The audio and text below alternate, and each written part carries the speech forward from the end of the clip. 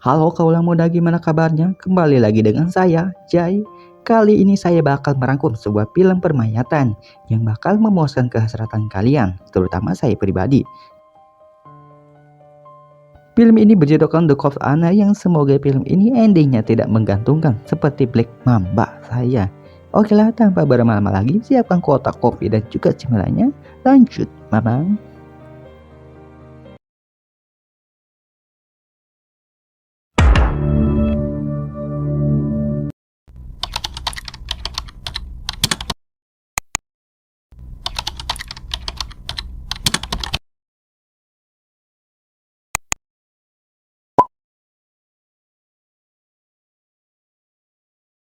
Film diawali dengan seorang pegawai rumah sakit yang bernama Poe, yang sedang membawa mayat seorang artis dunia yang sangat terkenal bernama Anna, yang dimana kematiannya sangatlah misterius sekali. Pasalnya, ia meninggal di kamar mandi ketika sedang ada pesta. Si Poe sendiri dengan sengaja memotret wajah Anna dan ia kirim kepada teman-teman dekatnya. Teman si Poe yang bernama Ipan dan Japi pun datang yang karena ia penasaran dengan wajah Anna. Sekedar cerita, si Anna di cerita film ini adalah artis yang sangat terkenal di dunia dan sangat diidolakan. Jadi tak heran bila si Ipan dan Japi penasaran dengan foto mayat si Anna secara langsung. Si Ipan dan Japi pun mengajak Pau untuk meleguk minuman haram terlebih dahulu agar Pau tidak gugup. Karena faktanya, si Pau sangat ketakutan kehilangan pekerjaannya karena telah mengajak teman-temannya ke tempat kerja.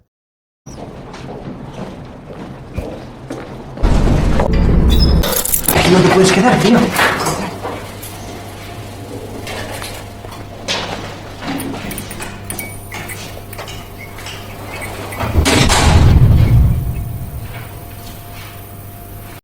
Setelahnya mereka minum-minum, mereka pun masuk ke dalam ruang jenazah.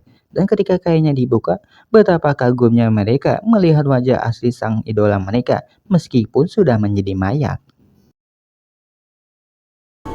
Dan dengan tanpa berdosanya tangannya si Ipan pun memegang gunung kembar Anna. Set, mayat loh itu. Si Ipan pun membuka buku Snack Cowboy dan mengonsumsinya bareng. Dan ketika sudah mulai ngaplay, mereka pun kembali ke mayat. Media España se follarían a... ¿Y Ana? Lagi-lagi apa gitu yang ada di pikiran mereka sehingga memiliki niatan atau pikiran ingin mengecerit dengan sesosok mayat loh itu. Mayat, bayangkan mayat, motherfuck man. Y le hacemos un bucaque. Lo digo en serio. Sí, hombre. Japi yang tidak ingin dari awal pun tidak bisa melarang keinginan dua temannya yang kampret itu. Yang akhirnya si Ipan pun melakukan pengenceritan.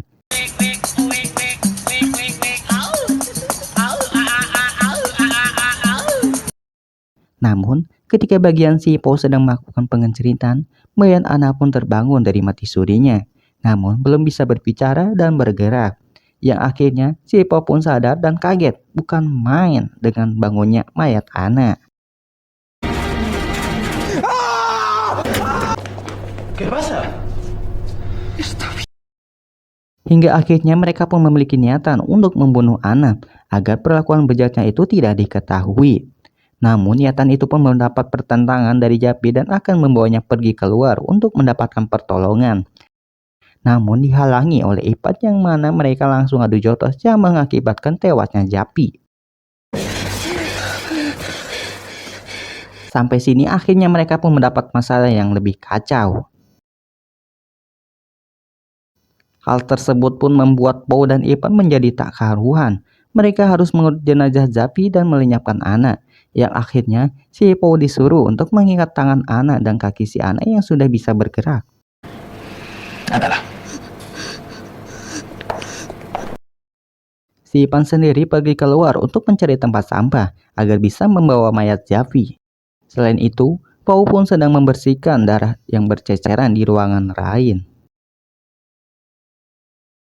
Ana pun menggunakan kesempatan itu untuk pergi walaupun masih lalas-leles agar bisa pergi keluar dan harus seseresetan atau ngesot-ngesot atau ya ke sebuah lift.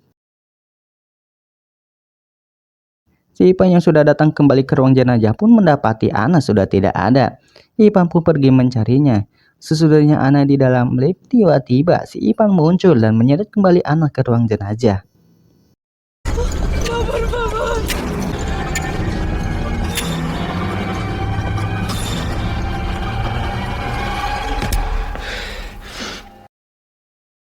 Karena sudah kepalang edan, si Ipan pun menyuruh Pou untuk membunuh Ana. Namun, karena pada dasarnya Pou adalah anak yang soleh, ia pun tidak sanggup dan menolak perintahnya dari Ipan. Kemudian, Ipan pun melemparkan kain kepada Pou untuk bisa membekam mulut Ana dan juga hidung Ana sampai kehabisan napas. Selesai dengan masalah Ana, Ipan pun memasukkan mayat Japi ke dalam tong sampah dan membawanya keluar. Di sisi lain, Pou pun merapikan dan menyelesaikan pekerjaannya. Namun ketika Pou hendak pergi keluar, tiba-tiba Ana pun batuk dan ternyata Ana pun memiliki titisan seperti kucing yang memiliki 9 nyawa. Finge que estás muerta. Di sisi lain, ketika Ipan telah kembali dan hendak membuka pintu, Pou pun kembali menutup kainnya agar Ana tidak diketahui oleh Ipan. Pun pergi pulang, namun ketika hanya beberapa meter dari ruang jenazah, Ipan pun menyadari bahwa kartu member Indomaretnya tertinggal di ruang jenazah. Mengetahui hal tersebut, Pou pun mencegatnya agar tidak kembali ke ruang jenazah. Namun karena sifat kekehnya Ipan pun pergi kembali ke ruang jenazah. Dan ketika Ipan membuka pintunya, betapa terkejutnya ia ketika Ana sedang berdiri sambil membersihkan bajunya. Dan Ipan menyadari bahwa Ana hanyalah pura-pura mati dan Pou menyembunyikannya dari dia.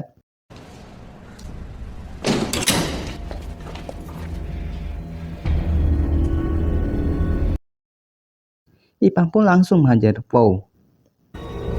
¡Hijo de puta! ¡Mierdas! Tak terduga ternyata Ana telah berdiri di belakang Ipan, yang mana Ana langsung menikam Ipan dengan sebuah gunting medis dan seketika maut.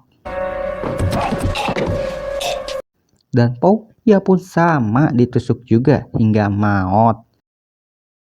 Terakhir, ia pun masuk perutnya sendiri dan film pun tamat. Endingnya mengeceritakan.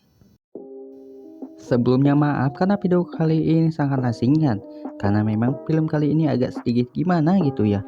Dan timbul sebuah pertanyaan dari saya terhadap film kali ini. Pertama, mengapa Ana dengan cepatnya bisa berdiri? Yang padahal pada orang umumnya seperti saya gitu ya, orang yang baru tidur atau rebahan aja susah berdirinya. Sedangkan Ana dengan bisa cepatnya seperti itu, ya mungkin kalau secara medis emang bisa gitu ya, walaupun saya nggak tahu gitu kan. Terus nih yang kedua, mengapa ketika Ana sudah diberi kehidupan lagi malah bunuh diri? Apakah Ana memiliki hutang kepada Bang Emok? Entahlah, hanya Mang Sahrul yang tahu. Pesan yang bisa kita ambil ialah janganlah mengikuti hawa nafsumu walaupun itu enak. Karena pada dasarnya yang enak-enak itu akan membawa kita ke sebuah kesengsaraan. Dan bila kalian telah diberikan sebuah kehidupan yang lebih, maka pergunakanlah dengan hal-hal yang baik. Sekian dan terima kasih. Utaminung.